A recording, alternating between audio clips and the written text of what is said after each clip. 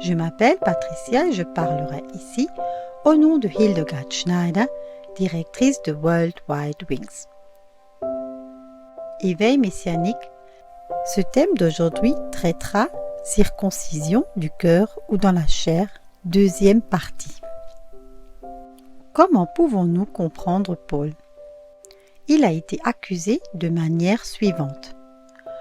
Or, on leur a rapporté que tu enseignes l'apostasie de Moïse à tous les Juifs qui sont parmi les nations, en disant qu'ils ne doivent ni circoncire les enfants, ni suivre les coutumes. Acte 21, verset 21. Beaucoup croient encore aujourd'hui ce faux rapport sur Paul. Quand Paul dit « Il n'y a ni grec, ni juif, ni circoncis, ni incirconcis, ni barbare, ni scythe, ni esclave, ni homme libre, mais le Messie est tout et en tous. » Colossiens 3, verset 11. Il se réfère à Nombre, chapitre 4, versets 15 à 16. Une et une même loi, Torah, et un et même droit s'appliqueront à vous et à l'étranger qui réside avec vous. Mais qu'entend donc Paul par ne compter ni la circoncision ni l'incirconcision ? Paul contredit-il alors les concepts de la Torah, c'est-à-dire les instructions de Yah ? Paul dit « Ce qui compte, ce n'est pas d'être circoncis ou incirconcis, mais de garder les commandements d'Élohim. » 1 Corinthiens 7, verset 19.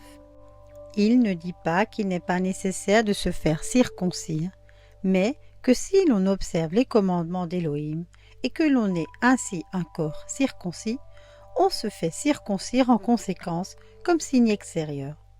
Si quelqu'un se fait circoncire, cela ne signifie pas automatiquement qu'il a un style de vie obéissant. Et donc toute la circoncision ne lui servirait à rien. Comment comprendre alors ces déclarations de Paul ? Car en Yeshua HaMashiach, ni la circoncision ni l'incirconcision n'ont aucune force, mais la foi opérant par l'amour. Galates 5, verset 6.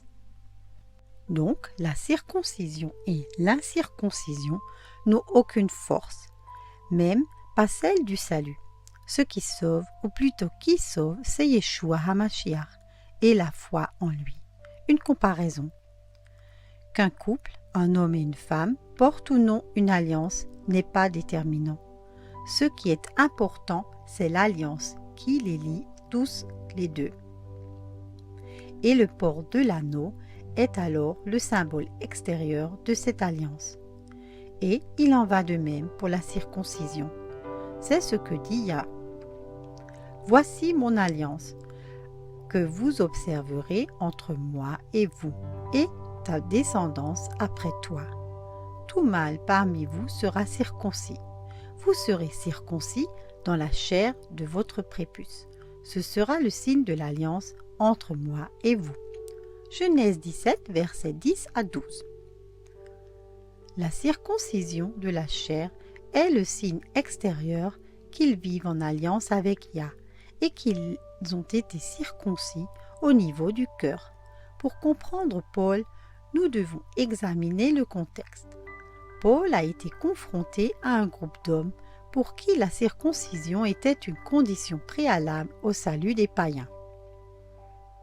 Un jour, des croyants de Judée sont venus à l'église d'Antioche. Là, ils enseignaient « Celui qui ne se fait pas circoncire, comme le prescrit la loi de Moïse, ne peut pas être sauvé. » Paul et Barnabas s'y opposèrent et une violente discussion s'ensuivit. Finalement, les chrétiens d'Antioche décidèrent que Paul et Barnabas, ainsi que quelques autres de l'Église, iraient voir les apôtres et les responsables de l'Église à Jérusalem afin de régler cette question litigieuse. Acte 15, versets 1 à 3. Alors quelques-uns du parti des pharisiens, qui étaient devenus croyants, se levèrent et dirent « Il faut les circoncire et exiger d'eux qu'ils gardent la loi de Moïse. » Acte 15, verset 5. Ce groupe était des croyants, c'est-à-dire qu'ils avaient foi en Yeshua. Le débat entre ces deux groupes portait sur le fait que l'un considérait la circoncision comme une condition préalable au salut et qu'ils n'étaient pas considérés comme des croyants, et que l'autre groupe exigeait que les païens devenus croyants soient circoncis et tenus de se tenir à la loi Torah de Moïse. Ces deux points de vue ont été débattus lors du concile des apôtres à Jérusalem. Les païens devaient-ils être sauvés uniquement s'ils se faisaient circoncire, ou devaient-ils observer la loi de Moïse comme résultat de leur foi? Tels étaient les deux arguments en jeu. L'obéissance à la loi apporte le salut, alors que le salut est le fruit de l'obéissance à la loi. Il ne s'agissait donc pas du tout de dire que les nouveaux convertis ne devaient plus obéir au commandement d'Élohim, c'est-à-dire à la Torah. Comme une violente dispute s'élevait, Paul se leva et leur dit : « Frères, comme vous le savez, il y a longtemps qu'Élohim a pris la décision, ici parmi vous, que les païens entendraient la parole de l'Évangile par ma bouche et parviendraient à la foi. Et Élohim, qui connaît les cœurs, a affirmé cela en leur donnant, comme à nous, le Saint-Esprit.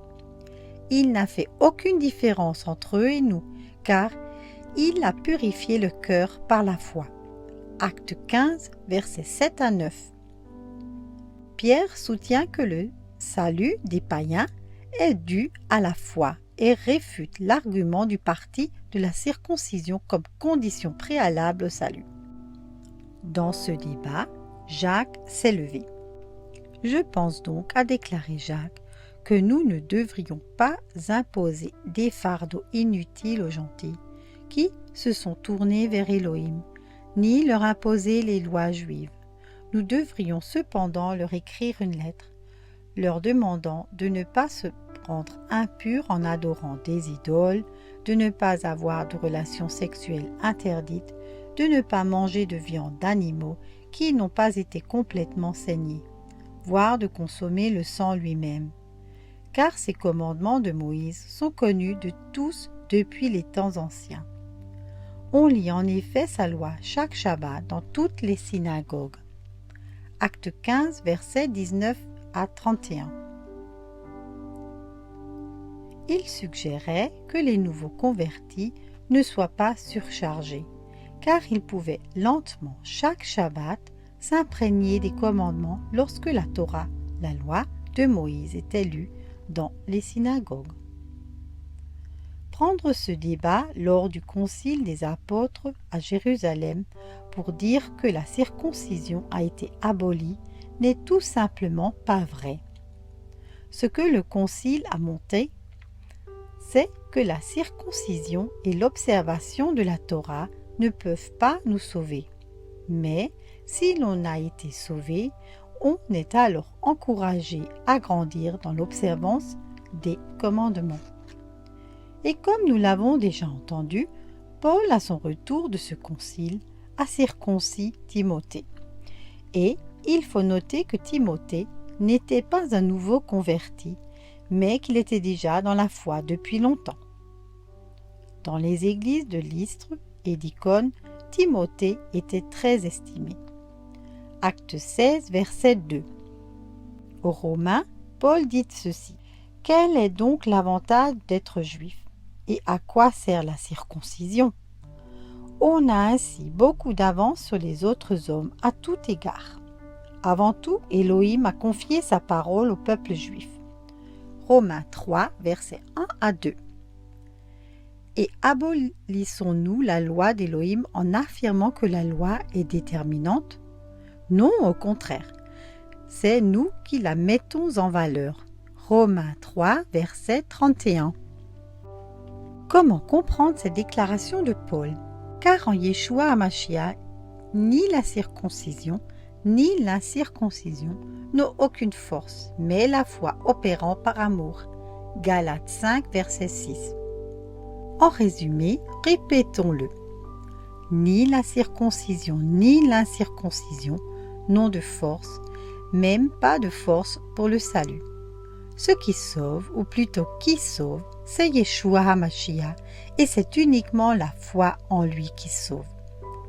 encore une fois la comparaison. Qu'un couple, un homme et une femme, portent ou non une alliance n'est pas déterminant. Ce qui est important, c'est l'alliance qui les lie tous les deux. Et le port d'anneau est alors le symbole extérieur de cette alliance. Et il en va de même pour la circoncision. C'est ce que dit Yah.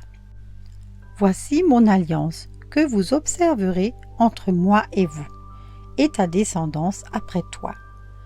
Tout mâle parmi vous sera circoncis, et vous serez circoncis dans la chair de votre prépuce. Ce sera le signe de l'alliance entre moi et vous. Genèse 17, versets 10 à 12.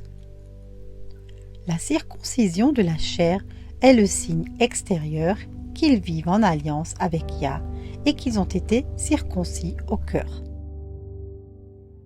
Chères sœurs et chers frères, si grâce à nos vidéos vous avez reçu une bénédiction, c'est de bon cœur que nous accepterions, si cela vous est possible, un don ou un don mensuel afin que nous puissions par ce biais poursuivre cette démarche sincère. Vous trouverez ci-dessous nos coordonnées bancaires, IBAN et BIC. Veuillez indiquer Éveil Messianique dans l'énoncé du virement. Un grand merci et likez avec votre abonnement. Soyez tous richement bénis. Je vous remercie pour votre écoute et vous invite à nous rejoindre sur Facebook Éveil Messianique.